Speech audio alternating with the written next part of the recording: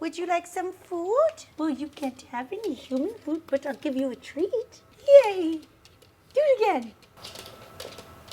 Close enough. I don't know about anybody else, but for the last couple of years, I have not been feeling myself at all. And I need to change that. So I'm spending the next 365 days falling back in love with life again. So for the last couple of years, I found myself stuck in a rut. I'm sure I'm not the only one. My ADHD symptoms were getting worse and worse, and I just didn't know how to deal with my daily life. There was a couple traumatizing experiences that happened, and I ended up falling into a pretty deep depression. And things just kind of got hard, and I stopped taking care of myself. So I looked at myself one day in the mirror not too long ago, and I kind of was like, enough is enough. So much worse happening in the world than what you're dealing with. Not that it's like, you know, the pain Olympics or anything, but I got tired of feeling tired, and I got more depressed because I was so depressed. I kind of looked at myself in the mirror and was like, wow, you used to be so much fun, and you had like a zest for life, and you wanted to go out and do things, and you had things that you were passionate about, even food and like your job. I knew that I needed to make a huge change, and so I slowly started implementing things to help me fall back in love with life again. It's been kind of a slow start, but day by day I've been kind of changing my habits and adding new things into my routine, and it's been making a huge difference. So I thought, in case anyone else was out there feeling the same way I am, I thought I would share how I've been falling back in love with life again. So here's a little day of my journey. Now, my morning routine. I know over the years, morning routine, it's kind of like a cliche in the YouTube space. Like, this is my morning routine. And seeing all these like unrealistic morning routines that people throw out there. I've come to learn that a morning routine either makes or breaks my day. But it's nothing crazy. Like, I'm not getting up at like 5 o'clock in the morning as part of the like 5 a.m. crew or anything crazy like that. I just find that the way that I start my morning sets up my day. So having like a consistent morning routine brings like structure, positivity, and calmness to my day.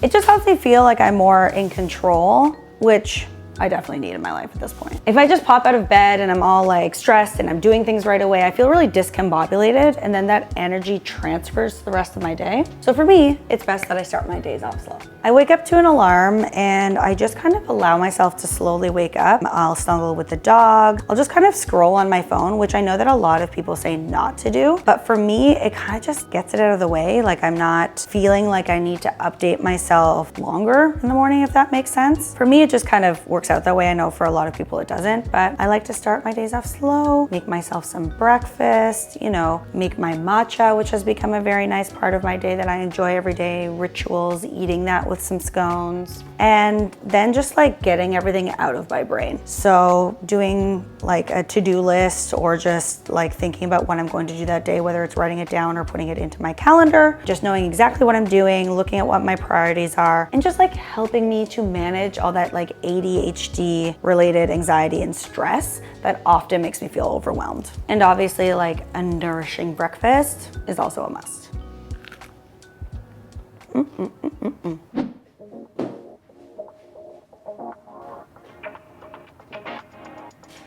Incorporating more movement and exercise has been something that I've been definitely struggling with over the last few years. When you're depressed and not feeling great, the last thing you want to do is work out, even though you know it's going to make you feel better. So I've done a number of things over the last couple of years.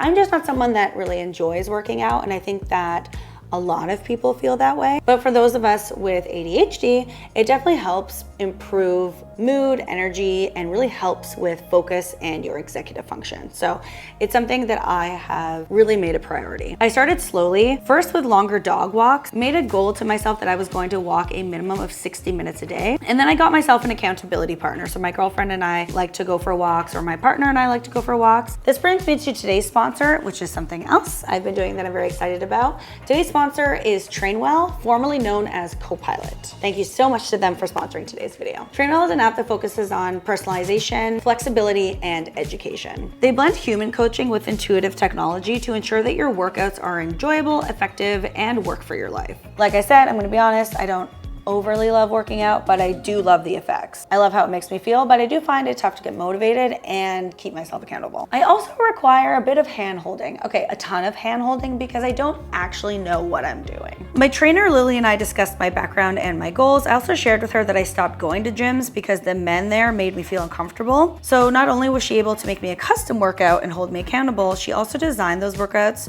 to use only the equipment I had at home, so I could do the workouts in a space that made me feel comfortable. The app guides me through every step of my workouts. I never have to think about what I'm doing. I just kind of open the app and do the work, which works for my life. This has relieved me of the mental load I used to have when trying to fit fitness into my schedule and figuring out what the heck I'm supposed to do when I finally do set up all my equipment. Lily and I talk a couple times a week, and if there's something that isn't working for my shoulder injury or is too tough, I can give her feedback right there in the app. If this sounds like something that would be helpful to you as well, make sure to click the Train Well link in the description box down below to get your 14 days free with a trainer. Like I said, if you struggle with incorporating fitness into your life, you don't know what you're doing, you need an accountability partner, whatever the reason is, definitely check out the app. If you're not romanticizing your life and adding small luxuries to your day-to-day, I highly recommend it. Viewing your life through a more romantic and appreciative lens, for me personally anyway, has made me to feel more engaged in my life. It's made me feel more appreciative, of course, and it just takes these otherwise mundane tasks and makes them a little bit more beautiful, which personally I have found has helped me to spark my passion and my zest for life again. It also helps me to stay motivated and focused because I am constantly getting these little tiny dopamine hits. Weekly, I started baking scones to have with my morning matcha, and this has been an inexpensive little luxury that just makes me feel really good. I display them on my counter in a way that makes me feel good. It makes me feel like I'm living in a little bakery. It just makes me good, makes me feel happy, and helps me to romanticize my slow mornings. It's about appreciating life and just making those mundane tasks like a beautiful little ritual, so you feel less about having to do them. For example, setting a beautiful dinner table doesn't have to be reserved for a special occasion. You can do that for just yourself on a regular Tuesday or for yourself and your partner. You know, you can go and enjoy a glass of wine at sunset just because. You don't need a special occasion to pop that beautiful bottle of wine. You can totally just enjoy that by yourself if you want to, for no reason, on a Monday. So I think one of the most important habits that I've embraced has been making time for friends and family. And you. Yes. When I get depressed or when things are really tough, I tend to kind of isolate myself away from people. I don't really leave the house. I don't ask people for help. I kind of go dark, and that only makes things worse. So now I'm really trying to nurture those relationships, reach out to people, call friends or family just because, make sure that they're feeling like this really is a two-way relationship or friendship. And it's important to see people in person. I know that a lot of people feel like, oh, I know what my friend's doing because I see what they're posting on Instagram, blah, blah, blah, blah, blah. But that face-to-face, one-on-one time is also really important, like in real life. Today, for example, I'm sharing my sourdough starter with a friend of mine. So I'm going to go bring some sourdough to her house. I've been baking bread every week for myself and my partner. I've also been baking focaccia and breads for my friends. So she wants to get in on that. I'm just gonna pop by and drop off the starter. Maybe have a glass of wine.